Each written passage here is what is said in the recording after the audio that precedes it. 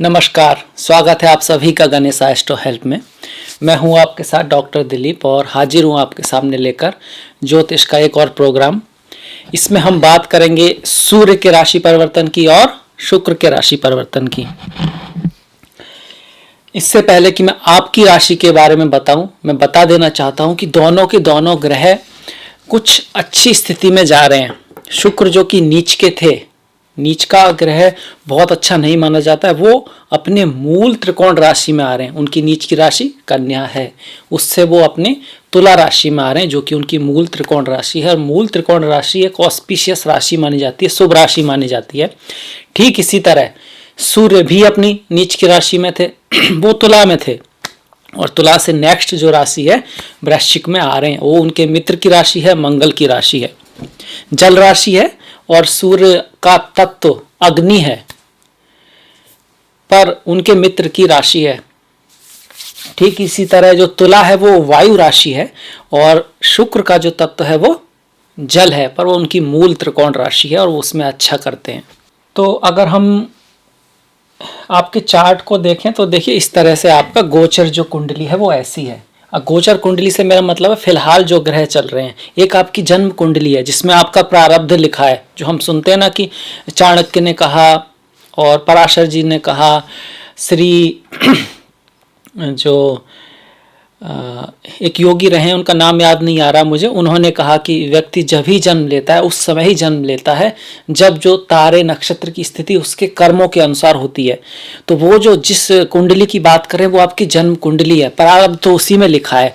और जो मैं बात कर रहा हूँ वो सिर्फ गोचर कुंडली है। तो कई बार कुछ लोग कहते हैं कि आपने जो कहा वो तो कुछ हो ही नहीं रहा, तो वो हो कैसे जाएगा? वो तो जब ही होगा ना जब वो आपसे मैच करे। तो पर कुछ लोगों का होगा, कुछ लोगों की जिनकी कर्क राशि है उनके साथ ऐसा होगा क्योंकि उनकी मैचिंग हो रही है। एक प्रोबेबिलिटी है, इसके अकॉर्डिंग हम थोड़ी सी प्रिकॉशन रख सकते हैं कि किस क्षेत्र में क्या हो सकता है। बाकी डिसाइड तो आपकी जन्म कुंडली करती है, उसमें कैसे ग्रह हैं, कौन सी दशा है, कौन सी महादशा है। इसीलिए तो जब बच्चा पैदा होता है हम लोग बैठे रहते हैं ना, कब हुआ कब हुआ, इतने समय हुआ, उसका यही तो महत्व है। तो चलिए शुरुआत करते हैं। देखिए इस तरह से आपकी कुंडली दिखती है। आपके प्रथम भाव में कर्क राशि है, इसीलिए आपकी कर्क राशि है। 4 नंबर जो है काल पुरुष की चौथी राशि को दिखाता है, इसीलिए आपकी कर्क राशि है। राशि का मतलब नॉर्मली तो जो राशियां हैं जैसे कर्क है, सिंह है, कन्या है, वो है। पर हमारे हिंदुस्तान में, हमारे भारत में जब कहते हैं किसी की कर्क राशि है तो इसका मतलब होता है कि उसका जहां चंद्रमा है वहां पर कर्क राशि है। चंद्रमा मनसो जाता, तो चंद्रमा से जब हम चार्ट को देखते हैं तो उसे देखते हैं कि हम राशि से देख रहे हैं। और दूसरा आपने सुना होगा लग्न। लग्न वो राशि होती है जो आपके जन्म के समय पूर्व में उदय हो रही होती है, और ये सिर्फ 2-2.5 घंटे के लिए होती है, इसको हम लग्न बोलते हैं। और जो पहली कुंडली होती है उसमें प्रथम भाव में जो राशि होती है वो आपका लग्न होता है। तो लग्न और चंद्रमा दोनों से ही देखते हैं, दोनों से ही देखना चाहिए। चंद्रमा बड़ी पिक्चर को, लग्न ज़्यादा स्पेसिफिक होता है। चंद्रमा हमारे मन, सुख, दुख, इसको ज़्यादा दिखाता है। लग्न इंटेलेक्ट के लेवल पर जो है उसको दिखाता है। तो अगर हम आपकी कुंडली देखते हैं, प्रथम भाव में कोई ग्रह नहीं है, चौथी राशि है कर्क। द्वितीय भाव में कोई ग्रह नहीं है, सिंह राशि है जो कि 5वीं राशि है कालपुरुष की। तृतीय भाव में कालपुरुष की 6ठी राशि कन्या है, कोई ग्रह नहीं है। सप्तम भाव में कालपुरुष की 7वीं राशि, और यहां पर शुक्र और बुध का लक्ष्मी नारायण योग बना हुआ है। बुध नारायण, शुक्र माता लक्ष्मी, इसके साथ साथ मालव्य योग बना हुआ है। तो बहुत ही फर्स्ट क्लास, बहुत ही शुभ योग बना हुआ है। अगर किसी की जन्म कुंडली में है या इस समय किसी के यहाँ बच्चा पैदा होगा, बेटी पैदा होगी, तो धन, घर, गाड़ी, बंगला, जो भौतिक सुख हैं वो भर भर के होंगे। बहुत अच्छा सुख होगा इन चीज़ों का, जो भौतिक चीज़ें हैं, क्योंकि शुक्र जो हैं इसी को दिखाते हैं। बुध भी धन को दिखाते हैं। बुध की जो डायरेक्शन है, जो नॉर्थ डायरेक्शन है, वही डायरेक्शन कुबेर की भी है, और वही एक तरह से विष्णु जी से इसलिए उसकी तुलना भी की गई है बुध की, कि विष्णु को माना गया, तभी तो इस योग को लक्ष्मी नारायण योग कहते हैं। यही कारण है। तो अगर किसी की जन्म कुंडली में ऐसा है तो उसके 1-2 क्या 8-10 घर तो होते ही होते हैं।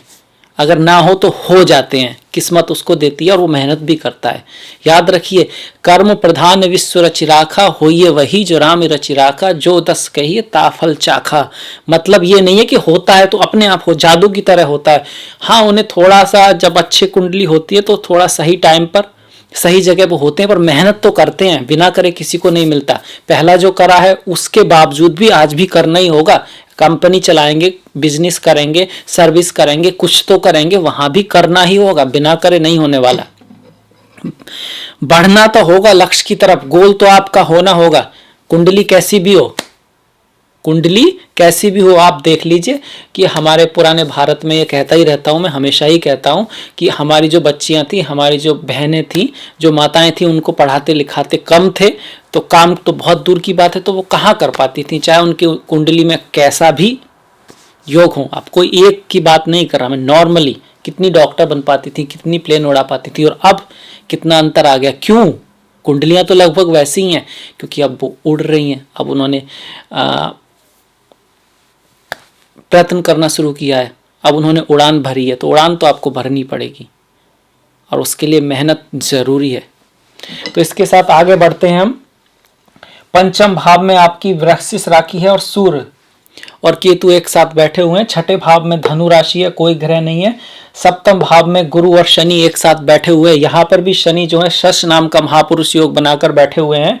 और अष्टम भाव में कोई ग्रह नहीं है, यहाँ पर आपकी कुंभ राशि है। नवम भाव में आपके मंगल हैं, जो कि धर्म कर्म अधिपति योग बनाकर बैठे हुए हैं। यहाँ पर मीन राशि है। दसम भाव में मेष राशि है, कोई ग्रह नहीं है। एकादश भाव में राहु बैठे हुए हैं। राहु का एकादश भाव में आना शुभ माना जाता है, अच्छा माना जाता है, हर तरह के धन लाभ को दिखाता है। जो 1.5 साल यहाँ पर रहने वाले हैं, मुबारक हो। और 12वें भाव में भी यहाँ पर मिथुन राशि है, पर कोई ग्रह नहीं है। अब हम इनके प्रेडिक्शन पे आ जाते हैं कि कैसा प्रेडिक्शन रहेगा, क्या चेंज हमारे यहाँ ये सूर्य और शुक्र लाने वाले हैं। तो पहले शुक्र की ही बात करते हैं, क्योंकि ये बहुत अच्छी चीजें ला रहे हैं। मालव्य योग बन रहा है, लक्ष्मी नारायण योग बन रहा है, तो सीधी सी बात है, घर गाड़ी बंगला खरीदने का बहुत तगड़ा योग है। पैसा आने का, लिक्विड मनी आने का बहुत तगड़ा योग है। कार्य में उन्नति का बहुत तगड़ा योग है। और कौन करा सकता है? फीमेल्स, लेडीज, आपके फ्रेंड्स, आपके एज के बराबर के लोग या उससे छोटे लोगों के द्वारा आपको बहुत सफलता मिल सकती है। फीमेल्स के द्वारा वो आपकी बहन हो सकती है, माता हो सकती है, कलीग हो सकती है, प्रेयसी हो सकती है, प्रेमिका हो सकती है। अगर आप स्त्री हैं तो आपकी सहेली हो सकती है, दोस्त हो सकती है, पर कोई लेडीज की सलाह या उसके द्वारा या आपकी बॉस हो सकती है। बहुत ज़्यादा चांसेस है। या फिर आपके स्कूल फ्रेंड्स या आपके साथ वाले, क्योंकि बुध जो है आपसे यंग लोगों को दिखाते हैं, आपके फ्रेंड्स को भी दिखाते हैं। शुक्र जो है स्त्रियों को दिखाते हैं और आपके मेनली स्त्रियों को दिखाते हैं। पति की कुंडली में, आदमियों की कुंडली में वो उनकी पत्नी या गर्लफ्रेंड को भी दिखाते हैं। और कभी कभी आपका जो होने वाले हस्बैंड हैं उनको भी दिखाते हैं, क्योंकि वो भी आपके प्रेम है। तो लड़कियों की कुंडली में भी शुक्र प्रेम को दिखाते हैं, शादी को दिखाते हैं। इस भाव में शुक्र का आना, बुध का आना किसी रिश्ते की शुरुआत को, किसी दोस्ती को भी दिखाता है। वो भी नॉर्मली आपके लिए ऑस्पिशियस होगी। पर ये सब बातें कब हो पाएंगी? जो कि मैंने पहले कहा कि जन्म के समय ही भाग्य तो निश्चित हो जाता है, प्रारब्ध निश्चित हो जाता है। तो आपकी जन्म कुंडली में अगर इन ग्रहों की दशा महादशा है, पहली बात। दूसरा, ये ग्रह आपकी अच्छी जगह बैठे हुए हैं, इनको अच्छे ग्रह देख रहे हैं। इसके बाद तीसरी बात यह है, इसके बाद भी इनकी महादशा होनी चाहिए। आपकी कुंडली में ये ग्रह अच्छे होने चाहिए और ओवरऑल कुंडली में दम होना चाहिए। मतलब कि आपका लग्नेश अच्छा होना चाहिए, आपका भाग्येश ठीक होना चाहिए, सूर्य चंद्र भी बहुत खराब ना हो, तभी ये ग्रह रिजल्ट दे पाएंगे। अगर लग्न, चंद्र और सूर्य की स्थिति बहुत खराब है और भाग्येश बहुत खराब है, तो अच्छे अच्छे राजयोग सिर्फ देखने के लिए होते हैं। फोटो आप उसका ले सकते हैं, खुश हो सकते हैं, रिजल्ट नहीं आएगा। सिर्फ एक कंडीशन है, एक कंडीशन में रिजल्ट आ सकता है, अगर आप अथक परिश्रम करें, अगर आप भाग्य और आपके बीच में एक डिस्टेंस होती है, इसको हम फ्री विल कहते हैं। भाग्य आपके लिए कंडीशंस लाएगा जो अच्छी नहीं होंगी, मतलब जो रोड्स लाएगा जिनको आपको चलना है, उन पे कंकड़ पत्थर ये सब होंगे। पर आपको अगर संभल के चलना है, मतलब कि अगर जो कंडीशन है, जो कंडीशन आई है और आपके बीच में एक जो टाइम है, एक स्पेस है जहां आप निर्णय लेने की क्षमता आपके ऊपर है, जो आ रहा है वो आपके ऊपर नहीं है, पर उसका किस तरह से उपयोग करना है, उससे कैसे बचना है, उस चीज को किस तरह से अपने यूज में, दुनिया के यूज में करना है, तो फिर उसको आप भाग्य को बदल सकते हैं। खराब कुंडली के बावजूद भी एक हद तक आप उसको सुधार कर काफी ऊपर जा सकते हैं। इसके बाद हम आते हैं, हमने ये बताया कि घर, गाड़ी, बंगला, शॉपिंग की चीज़ें, कोमल चीज़ें मतलब सॉफ्ट कपड़ा हुआ, चमकदार चीज़ें, ज्वेलरी हुई, आपका जेम्स हुए, साड़ी वगैरह, जो चमकदार चीज़ें होती हैं वो। इसके अलावा महंगी ब्रांडेड चीज़ें जैसे आईफोन हो गया, आईपैड हो गया, या कोई अच्छा आपके अकॉर्डिंग जो है वो, डायमंड लेडीज़ को पसंद होते हैं, डायमंड, हीरा, गोल्ड, उस तरह की चीज़, चमकदार चीज़ें, वो सब चीज़ों की शॉपिंग हो सकती है। घर, गाड़ी, बंगला खरीदने का बहुत अच्छा योग है। इसके साथ साथ आपकी माता के साथ संबंध सुधरेंगे, और माता जैसी जो लोग हैं वो आपके लिए अच्छी होंगी। जैसे आप कहीं काम करते हैं, किसी बैंक में, कहीं भी काम करते हैं, वहाँ पर जो लेडीज़ हैं जो आपकी माँ के समान एज की हैं, तो उनके साथ आपका इंटरेक्शन बढ़ेगा, वो आपकी हेल्प भी कर पाएंगी, वो आपको कहीं ना कहीं आपके प्रमोशन में, पोस्ट में हेल्प कर सकती हैं। यहाँ पर आपके पिता के साथ थोड़े संबंधों में थोड़ा सा खटास आ सकता है, क्योंकि मंगल यहाँ पर नवम भाव में है, उनकी हेल्थ का थोड़ा ध्यान रखना होगा। हालांकि उनकी पोस्ट के लिए अच्छा है, उनके भी धन वगैरह में यहाँ पर वृद्धि होगी। आपके छोटे भाई, आपके पड़ोसियों वगैरह से भी संबंध सुधरेंगे, उसमें भी सुधार होगा। उनके भी घर में कहीं से धन आगमन की यहाँ पर पूरी संभावनाएं है।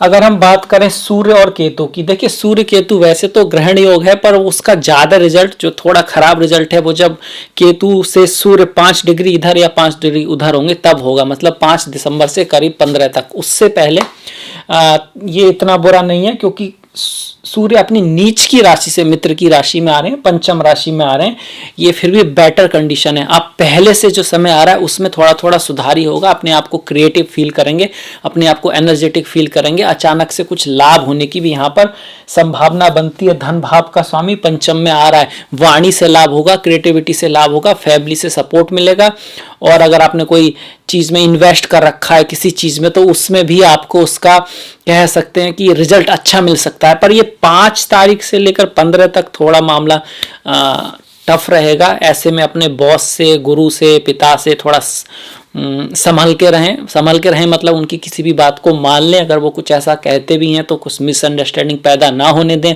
उनकी सेहत का ख्याल रखें, तो ये आपके लिए बेटर ही कहेगा। एक तरह से कहेंगे कि थोड़ा सा अगर किसी की सूर्य और केतु की दशा महादशा है तो हाँ, थोड़ा सा उतना बहुत ज़्यादा फेवरेबल नहीं है, तो पहले से ज़्यादा फेवरेबल है। और अगर शुक्र और बुध का है तो बहुत ही अच्छी बात है। आपकी माता के लिए भी उनकी वाणी में थोड़ा सा, अगर उनको गले की कोई बीमारी है या आँख का कुछ प्रॉब्लम है तो उनका थोड़ा ख्याल रखें। पिता के लिए अगर हम बात करते हैं तो उनके भाग्य के लिए अच्छा है। एक तरह से उनके बॉस से प्रॉब्लम आ सकता है, पर भाग्य के लिए अच्छा उस सेंस में है कि उनका रिलीजन की तरफ, धर्म की तरफ झुकाव होगा, और जब धर्म का के रास्ते से होकर ही भाग्य बनता है। जो मेहनत करनी है अगर वो सही रास्ते से करेंगे तभी आपको सफलता मिलेगी। गलत रास्ते से की गई मेहनत आपको ऊपर तो ले जा सकती है जल्दी से, पर फिर बहुत जल्दी से गिरा भी देती है, याद रखिएगा। और अभी नहीं तो कल, आज नहीं तो परसों, और इस जन्म में नहीं तो उस जन्म में कर्म का जो फल है वो आपके पास घूम के आ ही जाता है। जरूरी नहीं है आपने जिसके साथ बुरा किया वो आके वही आदमी घूम के आपके साथ आएगा, ऐसा नहीं है। ये प्रैक्टिकलिटी नहीं है, ये रियली में नहीं होता है। पर ये रियली में होता है कि अगर आपने बुरा किसी के साथ किया, आज किसी को किसी कारण से आपने कुछ करके ऊपर आप चले गए किसी के साथ, तो आगे आपके साथ भी वही होने वाला है। और उसमें वो किसी की पर्सनल नहीं है, वो लॉ ऑफ नेचर है, अपने आप हो जाता है, अपने आप हो जाता है। ठीक उसी तरह से है जैसा कि हमारे शास्त्रों में कहा गया कि मृत्यु के उपरांत व्यक्ति का जो जीवन है वो उसको उसी अनुसार मिलता है जैसे कि खुशबू जो जाती है ना अपने आप, अपनी जो होती है जैसी खुशबू होती है, जैसे उसके कर्मों की खुशबू होती है उसके अनुसार, उसके बुद्धि के अनुसार नहीं कि आप अगर आप बहुत बुद्धिमान है तो आप ये चुन लेंगे, वहाँ बुद्धि काम नहीं करती, वहाँ पर आपका नेचर काम करता है। अगर आप अच्छे इंसान हैं, मन से आपने प्रभु की भक्ति की है, लोगों के साथ अच्छा किया है, तो अपनी खुशबू आपके साथ जाएगी, कर्मों की खुशबू, और उसके अकॉर्डिंग आपको शुभ धाम की प्राप्ति होगी और अगले जन्म के लिए अच्छा होगा और यहाँ भी अच्छा होगा। ऐसा नहीं है अगर आप बहुत दम लगा के, जी लगा के 3 साल से ज़्यादा, करीब 3 साल के ज़्यादा बहुत किसी चीज़ के लिए प्रयत्न करते हैं तो उसका रिजल्ट इसी जन्म में मिलते लगता है। पर नॉर्मली ऐसा होता है हम प्रयत्न उतना करते नहीं हैं जितना कहते हैं, या फिर करते हैं तो 1 महीने 2 महीने 3 महीने, और उसके बाद जब असफलता हमको हाथ लगती है तो हम हाथ छोड़ देते हैं। आप खुद दिल में जाकर देखिए ऐसा होता है या नहीं होता है, और फिर हम दूसरी तरफ, फिर हम तीसरी तरफ, यही कारण बन जाता है कि कुंडली जब खराब हो और आप 3 महीने में फिर छोड़ दें तो प्रॉब्लम हो जाएगी। कुंडली अगर खराब है उसके बावजूद भी अगर 3 साल तक आप किसी चीज़ के लिए दिल लगा के तैयारी करें, अगर बिल्कुल ही श्रापित कुंडली नहीं है कि कुछ लोग इनवैलिड हो जाते हैं, उनको साइकोलॉजिकल प्रॉब्लम होती है, वो उनकी भोग योनि समान हो जाती है, वहाँ कर्म योनि नहीं रहती। अदरवाइज आप में अपने भाग्य को चेंज करने की हिम्मत है, ताकत है, और उसमें अगर आप ईश्वर की सहायता लें, किसी मंत्र की सहायता लें अपनी कुंडली के अनुसार, तो फिर रास्ता थोड़ा सरल हो जाता है। तो ये था मेरी तरफ से सूर्य और शुक्र का जो राशि परिवर्तन कर्क राशि के लिए, कर्क लगन के लिए। मुझे आशा है आपको अच्छा लगा होगा, पसंद आया होगा। तो please like, please follow, please subscribe, जो घंटी वाला बटन है उसको दबाना मत भूलिएगा। आपका जो सहयोग है वो बहुत महत्वपूर्ण है। मैंने डिस्क्रिप्शन में अपना लिंक दिया है, इंस्टाग्राम, ट्विटर, फेसबुक, तो प्लीज़ फॉलो और प्लीज़ लाइक। इसी के साथ मिलेंगे नेक्स्ट वीडियो में, तब तक के लिए नमस्कार।